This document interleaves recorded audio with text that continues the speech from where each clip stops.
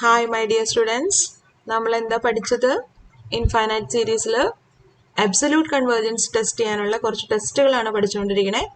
Last ക്ലാസ്സിൽ we have discussed about ratio test by the mathematician D'Alembert. ഇന്ന് നമ്മൾ അതിൻ്റെ ഒരു കൊറോളറിയാണ് നോക്കണേ. സോ റിസൾട്ട് ഇങ്ങനെയാണ്. Suppose we have a non-zero sequence of real numbers, sequence xn. Suppose the absolute value of the ratio of subsequent terms. Ratio test ആണല്ലേ. അപ്പോൾ consecutive ടേംസിൻ്റെ subsequent ടേംസിൻ്റെ റേഷ്യോന് ഒരു ലിമിറ്റ് ഉണ്ടെങ്കിൽ എന്തിൻ്റെയാണ് നമ്മൾ പറയുന്നത്? X n plus one by x n എന്ന് പറയുന്ന subsequent ടേംസിൻ്റെ ratio x n plus one by x n, അതിൻ്റെ മോഡുലസ് വാല്യൂ എടുത്തു. And suppose it converges. So the limit of modulus of xn plus 1 by xn is equal to a real number, say r. Then according to the value of r, we can conclude something about this, about the convergence of the series sigma xn. If this r, the limit of xn plus 1 by xn, modulus of the limit of the modulus xn plus 1 by xn is equal to r. If this r is less than 1, we can say that the series sigma xn is absolutely convergent. If this r is greater than 1, we can say that sigma xn, the series sigma xn is divergent. എങ്ങനെയാണ് ഈ result prove ചെയ്യുന്നതെന്ന് നമുക്കൊന്ന് നോക്കാം. അപ്പോൾ ഇതിന് ratio test use ചെയ്തിട്ട് തന്നെയാണ് prove ചെയ്യുന്നത്.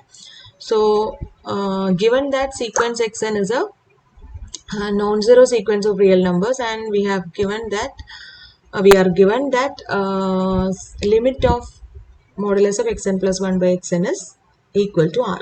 Okay, so clearly r is the limit of modulus terms. Modulus values are all non-negative, so the limit is also non-negative. So r is clearly, it is greater than or equal to 0. So in this result we take two cases, the case when r is less than 1 and the case when r is greater than 1. So and the case okay, so we consider the case when r is less than 1. So clearly since r is non-negative, r is less than 1 means r is lying between 0 and 1. 0 less than or equal to r less than 1. Then since r is strictly less than 1, we can find out numbers between r and 1. Okay, that is, we can choose positive epsilon such that r plus epsilon is also strictly less than 1. Take that number r plus epsilon as r1. So r1 is strictly less than 1. Now given that xn plus 1 by xn, modulus of xn plus 1 by xn converges to r. So by the definition of convergence corresponding to the above epsilon greater than 0, we can find out a positive integer m such that modulus of xn plus 1 by xn is lying between r minus epsilon and r plus epsilon for all n greater than or equal to m. This r plus epsilon is equal to r1. Okay, അതിനെയാണ് നമ്മൾ r1 എന്ന് വിളിച്ചത്, and r1 is less than 1. So we have obtained modulus of xn plus 1 by xn is less than r1 for all n greater than or equal to m, where this r1 is r plus epsilon, and we have chosen epsilon in such a way that this r plus epsilon equal to r1 is less than 1. So this r1 is less than 1. Thus, after a finite number of terms, the absolute values of the ratio of the subsequent terms xn plus 1 by xn can be made less than r1 where r1 is less than 1. Then by ratio test says that if this condition is satisfied, then sigma xn is absolutely convergent. So sigma xn converges absolutely in this case when the limit of modulus of xn plus 1 by xn is less than 1. Now consider the other case when r is greater than 1.